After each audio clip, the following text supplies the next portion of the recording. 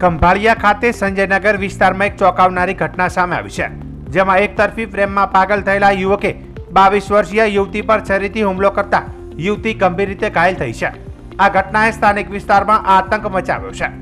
પ્રાપ્ત માહિતી મુજબ વિશાલ પારિયા નામનો યુવક લાંબા સમયથી યુવતી પર બળજબરી પ્રેમ સંબંધ રાખવા માટે દબાણ કરી રહ્યો હતો. યુવતી આ સંબંધ માટે સ્પષ્ટ ના પાડી હતી, જેનો યુવકે ગુસ્સો કર્યો હતો.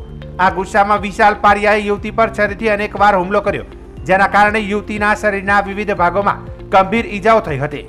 યુવતીને તાત્કાલિક હોસ્પિટલમાં ખસેડવામાં આવી હતી, જ્યાં તેના શરીર પર કુલ 52 ટાંકા લેવા પડ્યા હતા.